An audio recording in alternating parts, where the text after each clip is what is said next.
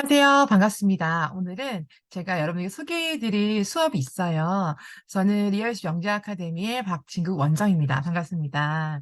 제가 이번 영재 아카데미에 새롭게 개설되는 강의 중에서도요, 바로 독학 수학에 대해서 알려드릴게요. 지금 여기는 저희 블로그거든요.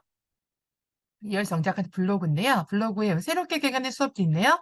뭐 잠재력 개발 코칭을 활용해서 독학 수학이고요. 그다음에 중등과학 수업에 대한 수업과 함께 통합과학 연계된 수업이 있고요. 그리고 통합과학과 함께 창의, 과학, 에세이 쓸 수 있는, 즉 서술형을 잘할 수 있는 수업이 있고요. 그리고 중등과학과 함께 서술형 잘할 수 있게 하는 수업이 있고요. 그다음 초등의 영재교육과 함께 토론과 함께 이슈도 알 수 있는 그런 수업이 있습니다. 먼저 독학 수학 먼저 안내해 드릴게요. 자, 독학 수학은요, 일단 영재 아카데미에서도 이제 처음 개설한 수업인데요. 요즘에 자기주도 학습이 되게 중요하잖아요. 자기주도 학습이 중요한데, 일단 저희 수업은 스스로 수학 공부를 할 수 있게 도와주는 거고요. 어릴 때부터 수학에 대한 깊은 어떤 재미를 느끼게 되고 하면 너무 좋거든요. 이건 제 사연입니다.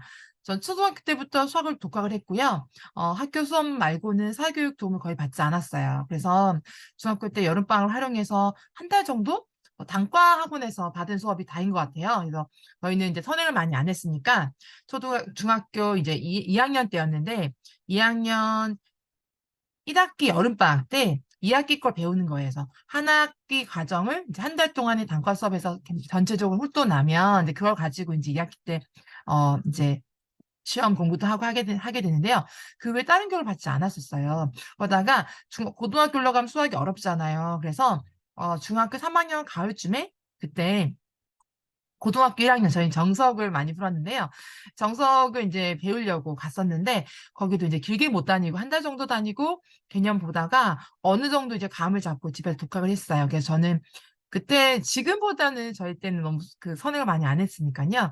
그때는 이제 한 세 번 정도 정석 혼자 풀었던 것 같아요. 노트에다가 실제로 풀이하면서 너무 재밌는 거죠. 중학교 과학을 독학을 해가지고 스스로 뭔가 깨우친 게 있다 보니까 점점 수학이 재밌어졌고, 그다음에 고등학교 수학을 하면서 심화되는 것도 배우고 싶다 해가지고, 그땐 천재 수학의 교재에 좀 두꺼운 어려운 심화 교재, 해법 수학이 있었어요.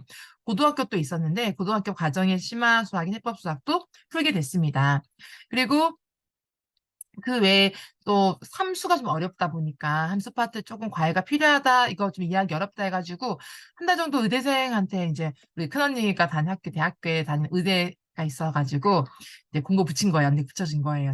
저를 위해서. 그래서 대학생 과외를 한번 했었는데 제가 혼자서 해법 수학을 풀고 있다 보니까 어느 정도 이해를 하고 있어서 그분도 되게 칭찬할 정도로 잘 푼다고 했었어요. 그래서 좀 어느 정도는 내가 이해하고 있구나 깨닫게 됐고 자신감 얻게 되다 보니까 다시 독학으로 그 이후에 고등학교 2, 3학년 과정 뭐 미적분이라든지 기하라든지 그리고 그쵸 수학에서 이제 이과에서 배우는 모든 과정들을 저희 다 했기 때문에 그걸 했어요. 근데 그것도 개념 파트 부분에는 좀 설명이 들어져 있어서 우리 때 인강이 없었고요. 저희 때는 그런 테이프 같은 거를 개념 강의 찍은 거를 빌려가지고 이렇게 대여해서 했었거든요. 그래서 그걸 대여해가지고 개념만 보고 문제집을 기본 원리부터 시작해서 풀기 시작했고 그래서 혼자서 풀었습니다. 그러니까 다른 과목 저가 만약에 어릴 때부터 좀 더 일찍 수학을 좀 배웠다면 그런 수학 공부한 시간이 좀 더 여유가 있었기 때문에 다른 공부할 시간이 좀 더 많았을 것 같은데 저는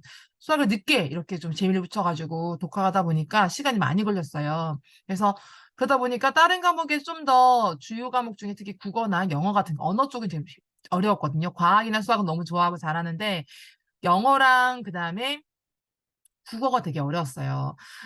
그렇지만 약간 욕심이 있잖아요. 과학은 잘하고 싶다, 수학은 잘하고 싶다는 욕심이 있어가지고 수학을 진짜 이과에서 한 번도 만점 놓치지 않았고요. 그래서 전교 1등을 늘 달렸습니다.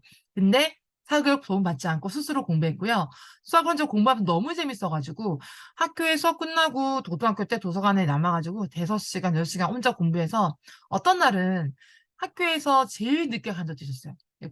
공립여학교였는데 그때 당시에는 그렇게 위험하진 않았습니다. 학교가. 그래서 어 밤에 진짜 12시에 저 혼자 어두컴컴한 학교에서 그 수희 아저씨가 불 같은 거 이렇게 하면서 불 비추시면서 이렇게 어떻게 보면은 그 순찰하시잖아요. 그럴 때 이용해가지고 그런 시간대 그 마주친 적이 있었어요. 너무 너희 학교에 지금 늦게까지 있냐? 라고 하시면서 후루룩 나왔던 적이 있었습니다. 그래서 아무튼 어릴 때 그렇게 공부하면서 수학을 너무 재밌어 해가지고 재밌게 풀었던 경험이 있고요.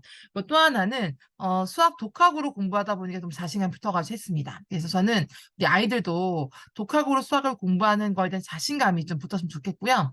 그래서 독학으로 자신감 있게 그 수학을 정복하다 보면 그 다음 단계까지 갈 수 있죠. 그죠? 그래서 그 다음 단계 다른 과목도 이렇게 혼자서 공부할 수 있는 방법을 터득할 수 있기 때문인데요. 가면 갈수록 이상하게 수학이 너무 중요해지고 있습니다.